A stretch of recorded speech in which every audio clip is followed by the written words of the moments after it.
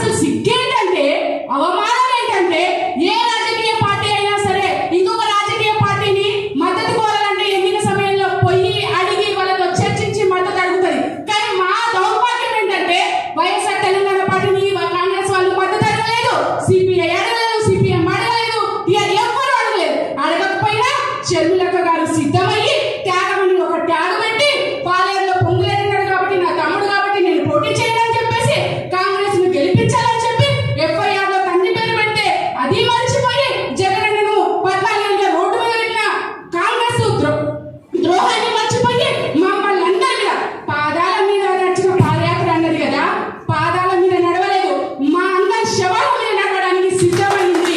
ఇది చాలా దుర్మార్గమైంది. కాబట్టి ఖచ్చితంగా షర్మిలక్క నాయకత్వాన్ని మేము బహిష్కరిస్తున్నాము.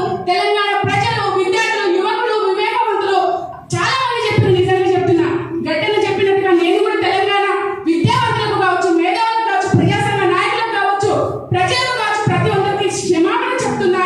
మేము ఆమె నాయకత్వాన్ని నమ్మిపోయినందుకు, మహిళ అని ఆలోచించినందుకు నిజంగా క్షమాపణ కోరుతున్నా. కానీ ఎట్టి పరిస్థితుల్లో ఈ ఎలక్షన్ లో నువ్వు పోటీ చేయవు, కానీ నెక్స్ట్ ఎలక్షన్స్ లో ఎంపీలను ఏదో ఒక రకంగా పోటీ చేయడానికి ముందుకు వస్తావు. నువ్వు ఎక్కడ తిరిగినా కానీ ఖచ్చితంగా నువ్వు ఓడిస్తామని చెప్పి చెప్తున్నాను.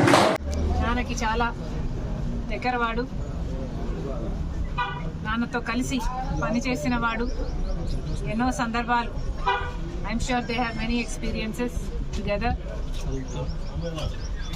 అంతేకాదు డిఎల్ రవీంద్రారెడ్డి అంకుల్ గారు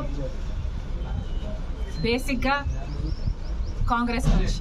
ఈయన డిఎన్ఏ కాంగ్రెస్ అని మాకు పూర్తి విశ్వాసం. కాబట్టి ఇప్పుడు ఆంధ్ర రాష్ట్రంలో కాంగ్రెస్ పార్టీని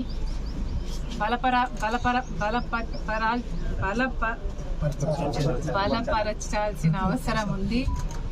ఐఎమ్ వెరీ సారీ. కాబట్టి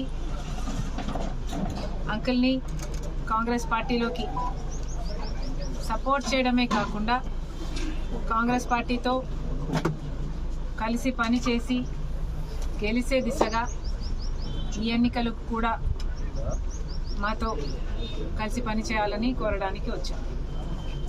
థ్యాంక్ యూ.